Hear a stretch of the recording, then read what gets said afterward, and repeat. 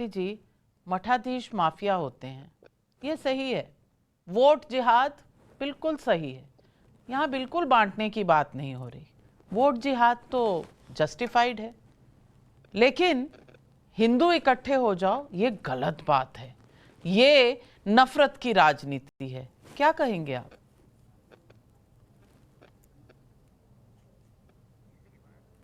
नहीं, बिल्कुल गलत बात नहीं है। समाज को एक करना, एकजुट करना बिल्कुल भी गलत बात नहीं है। आप खुद ही कह रही हैं, हमने तो नहीं कहा कि गलत बात है।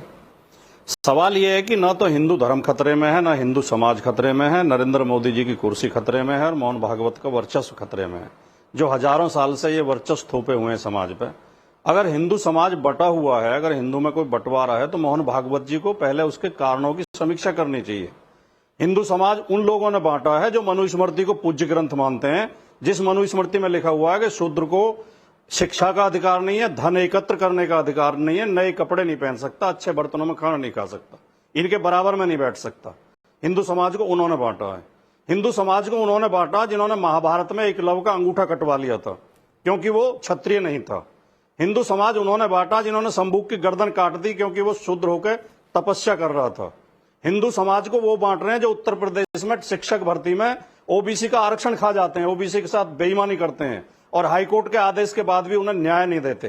हिंदू समाज को वो बांट रहे हैं जो अखिलेश यादव के मुख्यमंत्री आवास खाली करने पर उसे गंगाजल से धुलवाते हैं, जिन्हें समाज के बहुसंख्यक वर्ग से इतनी नफरत है, वो उसे इतना नीच मानते हैं कि उनके रहने से घर भी अपवित्र हो जाता है।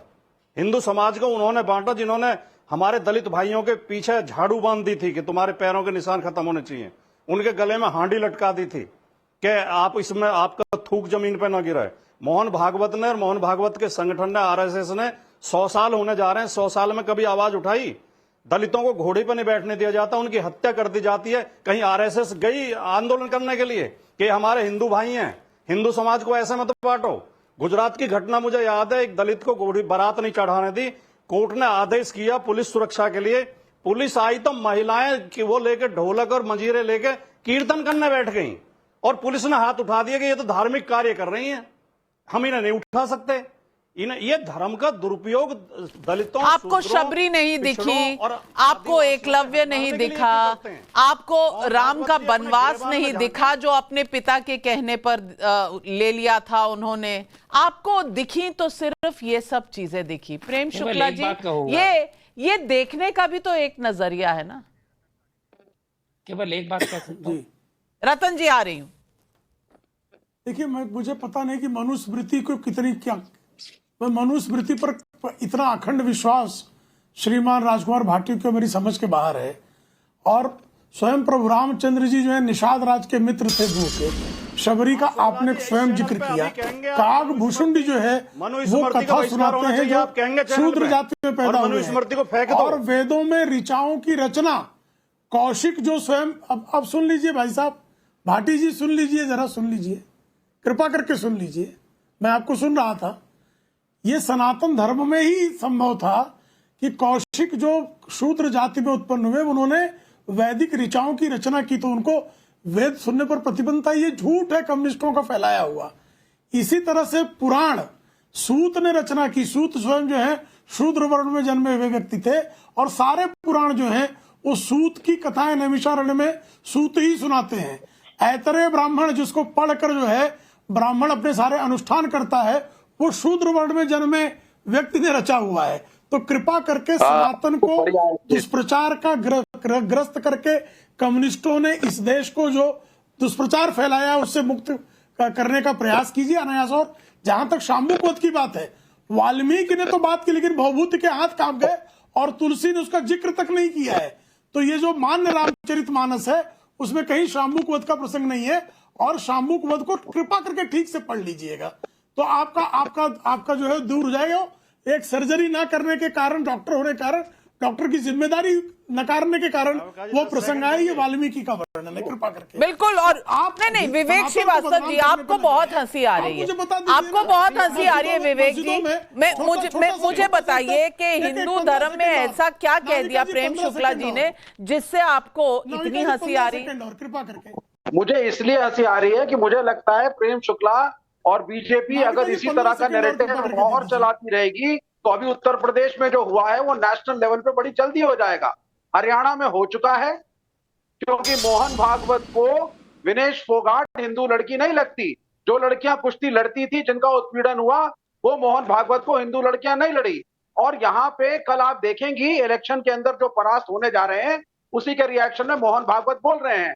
यहाँ जो कुछ भी सुनाया मेरे मित्र लर्नेड फ्रेंड प्रेम शुक्ला ने, वो ठीक है, आप फ्यू आइसोलेटेड एग्जांपल्स दे करके ये नैरेटिव ना फैलाएं कि देश में दलित उत्पीड़न हुआ ही नहीं, जातिवाद था ही नहीं, अनटचेबिलिटी थी ही नहीं, हरिजन कोई था ही नहीं, सबको मंदिर में आने की परमिशन थी, कोई भी जाति का व्यक्ति पुजारी बन सकता था।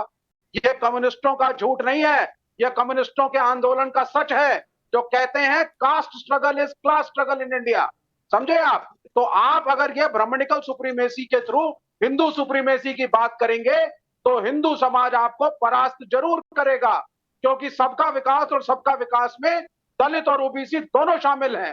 ये कान खोल के आप भी सुन ले सर, और कान खोल के मोहन भागवत भी सुन ले, तो देश का भी वाह भला वाह। होगा, दलित समाज का भी भला होगा, और वाह हिंदू वाह। समाज का भी भला। वाह वाह। देश का प्रधानमंत्री ओबीसी, लेकिन ब्राह्मणिकल सुप्रीमेसी की बात हो रही है। रतन शारदा जी, और जब कम्युनिस्ट हिंदू धर्म पर लेक्चर देते हैं तो बहुत आनंद आता है। क्यों आप भी मुस्कुरा रहे हैं? ऐसा है ना कि कम्युनिस्ट धीरे धीरे हिंदू बनने की फिराक में किसी समय स्वामी विवेकानंद को गालियां देते थे, आज स्वीकार कर रहे हैं, धीरे धीरे और कम्युनिस्ट बन रहे हैं। इसीलिए आपके नंबर घट रहे हैं। हिंदू बढ़ रहे हैं इसलिए आपके नंबर घट रहे हैं ना। पहले 2 स्टेट में थे, 0 एक स्टेट में बचे नहीं, अभी 1 स्टेट में वहां से भी जाएंगे।